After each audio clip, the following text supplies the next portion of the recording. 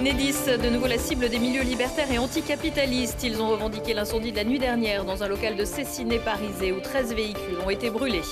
5 ans après les attentats et les manifestations de janvier 2015, une manifestation a eu lieu samedi à Grenoble pour défendre la liberté d'expression, l'émancipation et l'universalisme de la République.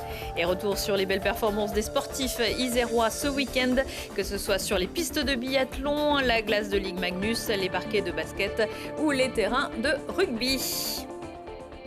Bonsoir à tous, ravi de vous retrouver dans ce JT du lundi 13 janvier 2020.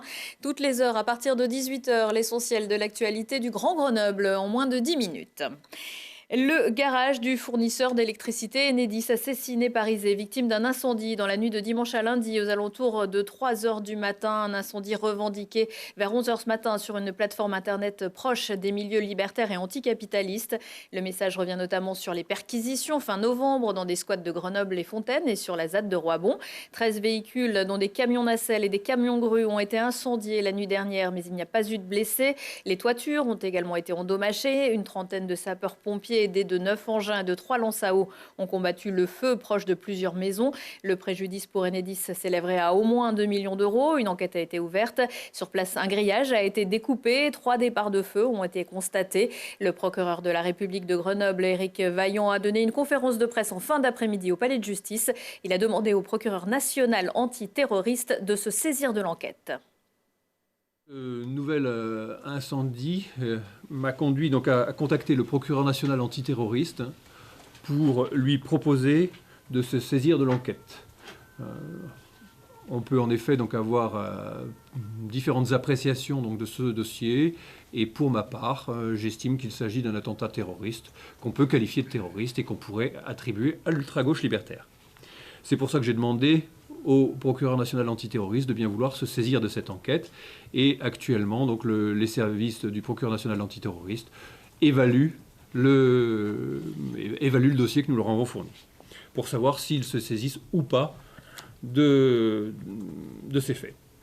Donc, à défaut de saisine du procureur national antiterroriste, puisque maintenant le dossier est entre ses mains et c'est lui qui nous dira s'il garde ou pas cette enquête. Donc à défaut de saisine, j'envisagerai bien entendu donc, l'ouverture d'une instruction et je saisirai donc 2 magistrats instructeurs de ces faits. La question qui se posera, c'est de savoir si nous ouvrons une nouvelle enquête ou si nous saisissons donc, par voie de supplétif, pour être technique, les juges d'instruction déjà saisis donc, de plusieurs des affaires attribuées à l'ultra-gauche libertaire. En mai 2017, 11 véhicules d'Enedis avaient déjà été incendiés sur le parking de l'entreprise rue du Vercors à Grenoble, un geste déjà revendiqué par la même mouvance. Municipal à Grenoble, un nouveau ralliement pour Éric Piolle et Grenoble en commun, celui de Julien Terrier, le Grenoblois leader du mouvement des Gilets jaunes au niveau local. Au début de ce mouvement, il ne figurera pas sur la liste du maire sortant, mais veut faire entendre certaines revendications. Âgé de 32 ans, Julien Terrier s'est éloigné du mouvement des Gilets jaunes il y a plusieurs mois. Nous sommes toujours Charlie, 11 janvier 2015, 11 janvier 2020, 5 ans après la manifestation qui avait réuni plus de 110 000 personnes à Grenoble, réunies après les attentats de Charlie Hebdo et de l'Hypercacher. Plusieurs associations et groupements ont appelé de nouveau à défiler samedi. Une centaine de personnes cette fois, mais un message toujours aussi fort. Lilian Veillé. 5 ans après le 11 janvier 2015, sur la place Notre-Dame, ils étaient une centaine à s'être mobilisés à l'appel du collectif du 11 janvier pour perpétuer le souvenir des victimes des attentats de 2015. Nous n'avons pas oublié que le 7, 8, 9 janvier 2015, le terrorisme islamiste a frappé la France, que le 7 janvier, des journalistes de Charlie Hebdo ont été lâchement assassinés et qu'aujourd'hui encore, ils ne peuvent faire un pas sans sortir sous escorte policière et que ça c'est inadmissible. Si Grenoble est toujours Charlie 5 ans après, beaucoup s'accordent sur le recul de la liberté d'expression. Il y a une question qui a été posée dans de nombreux journaux. Qui aujourd'hui oserait faire les mêmes caricatures? Et ça c'est vraiment une question et un problème et un combat pour nos libertés qu'il faut continuer. parfois on peut avoir le sentiment que les gens hésitent de parler des choses qui leur tiennent à cœur ou bien des journalistes, peut-être qui font de l'autocensure de temps en temps, je ne sais pas. Au pied de la fontaine des Trois Ordres, symbole du triptyque liberté, égalité, fraternité, les manifestants ont défendu les valeurs républicaines et les libertés fondamentales, dont fait partie la liberté d'expression. Être Charlie, c'est être pour la liberté d'expression et avoir pour seule arme la démocratie et quelques crayons. Ne pas oublier que des gens sont morts pour avoir fait quelques dessins. C'est ce qui nous rassemble et c'est ce qui avait rassemblé toute la population le 11 janvier. C'était pas simplement parce que des gens sont morts. Il y a eu malheureusement d'autres attentats, il n'y a pas eu autant de rassemblements. C'est parce que là, c'était les valeurs françaises de liberté d'expression qui étaient attaquées dans leur fondement. Et c'est aujourd'hui aussi ce qu'on voulait rappeler ici. J'espère que la liberté d'expression sera défendue par tous les citoyens et citoyennes du pays. Parce que c'est la liberté tout court qui est en danger si on n'a pas la liberté d'expression. Ne pas oublier, ne pas renoncer, pour conserver encore, toujours, cet esprit Charlie. Et samedi, c'était également jour de manifestation contre la réforme des retraites. À Grenoble, le cortège a réuni un peu moins de 3000 personnes.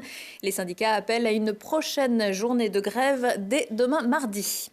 Eux non plus ne veulent pas voir leur régime de retraite disparaître. Déjà en grève la semaine dernière, les avocats du barreau de Grenoble, comme d'autres ailleurs en France, ont reconduit leur mouvement jusqu'au dimanche 19 janvier. Un certain nombre d'audiences et d'auditions devront, sur toutes les juridictions civiles, pénales, administratives, commerciales et prud'homales, seront donc reportées. La maison de l'avocat est également fermée au public. La grève qui touche aussi les services de santé. Le CHU Grenoble-Alpes, dans un communiqué, explique qu'il est confronté à d'importantes difficultés de fonctionnement en raison de postes d'urgentistes non pourvus. Si la continuité du service est pourtant assurée, le CHU demande, si c'est possible, de privilégier les alternatives de prise en charge comme le médecin généraliste ou pédiatre en semaine ou les structures libérales les soirs et week-ends, et rappelle que les urgences sont en priorité réservées aux urgences vitales.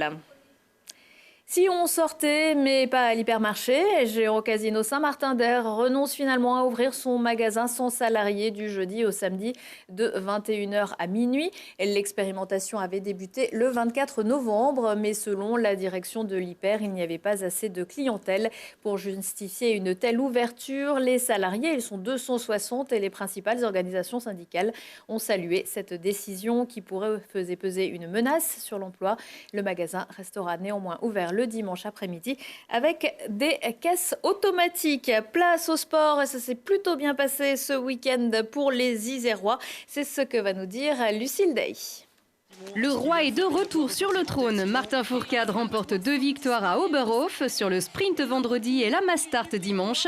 Après un an de galère, il retrouve le dossard jaune de leader de la Coupe du Monde, pendant que le jeune biathlète de Villard-de-Lans, Mathieu Garcia, remporte le titre en relais simple aux Jeux Olympiques de la jeunesse, au lendemain de sa médaille de bronze en individuel. Les brûleurs de loup retrouvent leur suprématie après 3 belles victoires d'affilée contre Briançon et Angers à domicile, puis ce dimanche à Anglette, victoire 7-1 qui conforte encore leur place de leader de la Ligue Magnus. Le gros coup des basketteuses de la Tronche-Mélan sur leur parquet. Elles s'offrent la peau de Toulouse, 3e du championnat.